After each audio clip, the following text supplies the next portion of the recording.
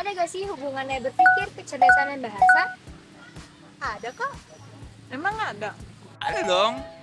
Yuk kita jelasin. Nah, yang pertama itu ada berpikir. Apa sih itu berpikir? Berpikir adalah seperti kita bermain puzzle di dalam pikiran kita. Kita mengolah informasi, membuat ide baru, membuat keputusan, menyelesaikan masalah, dan merenungkan masalah dengan cara yang kritis dan kreatif. Selanjutnya ada konsep-konsep dalam berpikir. Tapi sebelum itu, apa sih itu konsep? Konsep adalah cara pikiran kita untuk mengatur berbagai hal, kejadian, sifat-sifat dalam kelompok tertentu. Balik lagi dengan konsep-konsep berpikir. Konsep-konsep berpikir itu ada 3. Yang pertama, kritis dan kreatif. Yang kedua, problem solving. Dan yang terakhir itu ada reasoning and decision making.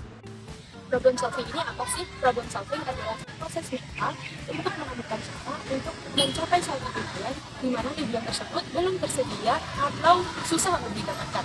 Dalam problem solving sendiri itu ada beberapa langkah. Yang pertama, mencari dan merumuskan masalah. Yang kedua, mengembangkan strategi problem solving yang tepat.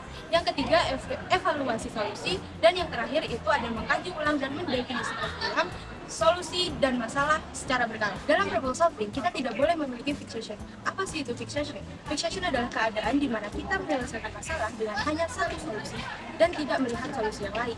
Nah, contoh fixation ini ketika kita biasa membuka pintu dengan menariknya atau mendorongnya, ketika kita bertemu dengan pintu yang digeser, kita tidak berpikir untuk menggeser pintu tersebut, tetapi hanya menarik atau mendorongnya. Selanjutnya ada reasoning and decision making. Apa sih reasoning and decision making itu? Reasoning and decision making adalah penalaran dan cara kita mengambil keputusan. Reasoning and decision making itu ada 2 sistem. Yang pertama control process dan yang kedua ada automatic process.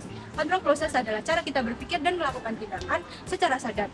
Nah, kalau automatic process itu adalah cara kita berpikir dan melakukan tindakan secara tidak sadar melalui insting atau intuisi kita. Misalnya saat kita baru pertama belajar mobil, pasti kita akan memperhatikan dengan betul dan secara sadar bagaimana kita menarik tangan, bagaimana kita menggerakkan setir kita, dan bagaimana kita menginjak pedal gas atau pedal rem. Nah, itu yang disebut control process.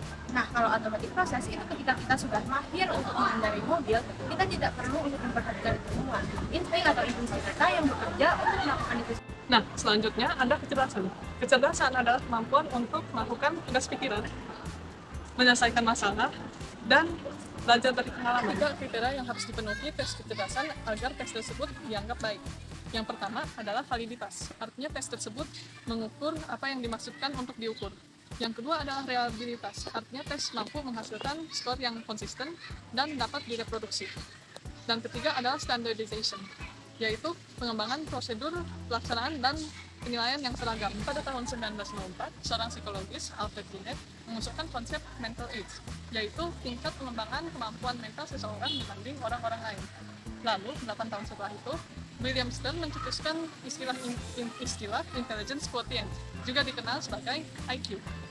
IQ ini adalah mental age seseorang dibagi dengan chronological age-nya dan dikali 100. Kini tes kecerdasan yang paling sering digunakan adalah sejenis tes IQ yang bernama Wechsler Scale. Tes kecerdasan semacam ini bisa digunakan untuk mendapat gambaran kemampuan kognisi seseorang dan mendiagnosa disabilitas intelektual. Kecerdasan seseorang dapat dipengaruhi oleh genetika dan lingkungan. Pertama, kita bahas konsep heritabilitas, yaitu proporsi perbedaan yang dapat diamati dalam suatu kelompok yang dapat dijelaskan dengan perbedaan dalam gen dari anggota kelompok tersebut. Heritabilitas tidak berarti jika diaplikasi ke individu tunggal. Heritabilitas juga berubah seiring waktu. Kecerdasan adalah polygenetic trait, artinya banyak karakteristik genetika yang terlibat dalam kecerdasan. Kecerdasan itu tidak fix atau tetap sebab genetika. Selain itu, lingkungan juga sangat berpengaruh. Ada beberapa pengalaman masa kecil yang dapat meningkat skor IQ, seperti suplemen makanan dan nutrisi, pendidikan, membaca interaktif, dan mengikuti preschool atau taman anak-anak. Sekarang ada yang namanya kecerdasan majemuk. Kecerdasan majemuk ini adalah tolak ukur seseorang untuk mengukur kecerdasan yang dia miliki. Nah, di sini itu ada 8 kategori. Yang pertama itu ada verbal. Nah, verbal ini adalah kecerdasan seseorang dalam berbahasa. Misalnya seperti polyglot yang orang-orang bilang mungkin bisa menguasai beberapa bahasa dalam waktu yang bersamaan. Lalu yang kedua itu adalah spasial. Spasial ini adalah kemampuan seseorang untuk membayangkan atau berimajinasi tentang sesuatu yang terjadi. Biasanya orang-orang seperti ini tuh kerjanya di bagian arsitektur atau desain dan sebagainya.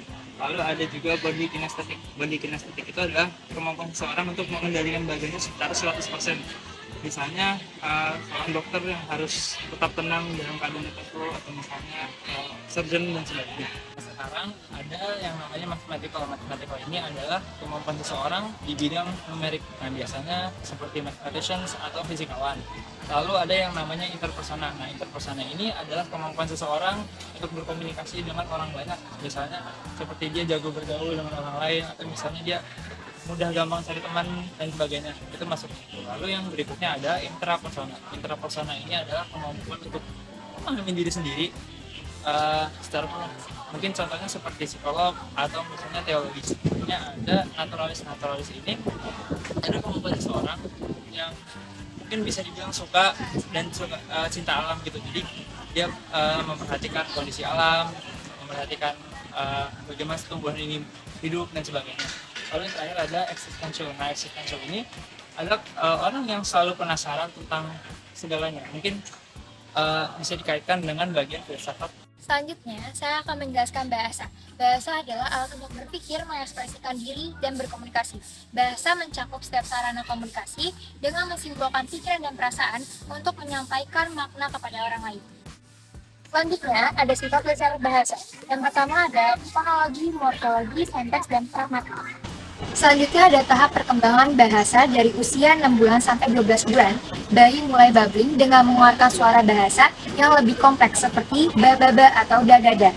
Menandakan perkembangan fonologis yang lebih maju daripada sekedar kuing. Hal ini adalah tahap awal perkembangan mereka untuk berbicara.